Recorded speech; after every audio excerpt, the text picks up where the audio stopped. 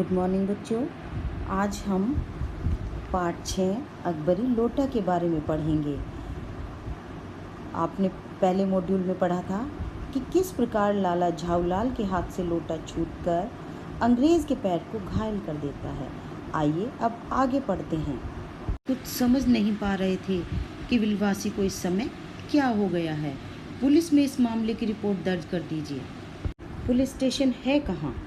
अंग्रेज़ ने पूछा। पास ही है, चलिए मैं बताता हूँ। बिलवासी ने कुर्सी से उठने का नाटक करते हुए कहा। चलिए कहकर अंग्रेज़ उठ खड़ा हुआ। बिलवासी कुछ विनती के स्वर में बोले, अभी चला, आपकी इजाज़त हो तो पहले मैं इस लोटे को इस आदमी से खरीद लूँ। क्यों जी, बेचोगे? मैं इसका दाम 50 रुपये तक दे सकता हूँ। लाला झाऊलाल तो चुप रहे, पर अंग्रेज़ ने पूछा, इस बेढंगे लोटे के आप 50 रुपये क्यों दे रहे हैं? आप इस लोटे को बेढंगा बताते हैं? आश्चर्य! मैं तो आपको एक विज्ञ और सुशिक्षित आदमी समझता था। विलवासी ने हैरानी से कहा। आखिर बात क्या है, कुछ बताइए भी। अंग्रेज साहब लोटे का इतिहास जानने को उत्सुक हो उठे। जनाब, यह एक ऐतिहासिक लोटा जान क्या पड़ता है। मुझे पूरा विश्वास है कि यह वही प्रसिद्ध अकबरी लोटा है जिसकी तलाश में संसार भर के म्यूजियम वाले परेशान हैं। विलवासी ने अपनी बात को दृढ़ता से कहा। यह बात है? अंग्रेज कुछ सोचते हुए बोला। बिलवासी ने कहा, जी जनाब, 16वीं शताब्दी की बात है। बादशाह हुमायूं शेर शाह से हारकर भाग गया था और सिंध के रेगिस्तान में मारा मारा फिर रहा था। एक दिन प्यास से उसकी जान निकल रही थी। उस समय एक ब्राह्मण ने इसी लोटे में पानी पिलाकर उसकी जान बचाई थी। हुमायूं के बाद अकबर ने उस ब्राह्मण का पता लगाकर उससे इस लोटे को ले लिया और इसके बदले में उसे सोने के 10 लोटे प्रदान किए। यह लोटा सम्राट अकबर को बहुत प्यारा था, इसी कारण इसका नाम अकबरी लोटा पड़ा। वे इसी लोटे से वुज़ू करते थे। सन 57 तक इसके शाही घराने में रहने का पता चलता है, पर इसके बाद यह लापता हो गया। कलकत्ता के म्यूजियम में यह लोटा रखा गया था। पता नहीं यह लोटा इस आदमी के पास कैसे आया। म्यूजियम वालों को पता चले तो मुंह मांगा दाम देकर खरीद ले जाएंगे। इस विवरण को सुनते सुनते अंग्रेज साहब की आंखों पर लोभ का आश्चर्य ऐसा पर्दा पड़ा कि वे कोड़ी के आकार से बढ़कर पकौड़ी के आकार की हो गई।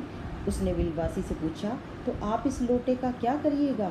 मुझे पुरानी ऐतिहासिक चीज़ों के संग्रह का शौक है। विलवासी ने कहा, मुझे भी पुरानी ऐतिहासिक चीज़ों को संग्रह करने का शौक है। जिस समय लोटा मेरे ऊपर गिरा उस समय भी मैं यही कार्य कर रहा था। एक दुकान से पीतल की पुरानी मूर्तियां खरीद रहा था। अंग्रेज बोला, जो भी हो, लोटा तो मैं ही खरीदूंगा। विलवासी तपाक से बोले। प्रकार दोनों में बहस छिड़ गई। अंत में अंग्रेज ने 500 रुपये में लोटा खरीद लिया और बोले कि अब मैं अपने देश खुशी से लौट सकूंगा। मेजर डगलस की चकचक से भी मेरे कान पक गए हैं। अब मैं उन्हें दिखाऊंगा कि किस प्रकार मैंने पुरानी चीज़ों को खरीदा है। मेजर डगलस कौन है? विलवासी ने पूछा। मेजर डगलस मेरे पड़ोसी हैं। पुरानी चीज़ों को संग्रह करने में उनके और मेरे बीच होड़ लगी रहती है। गत वर्ष वे हिंदुस्तान आए थे और यहाँ से जहांगीरी अंडा ले गए थे। अंग्रेज़ ने बताया। जहांगीरी अंडा? विलवासी हैरान थे।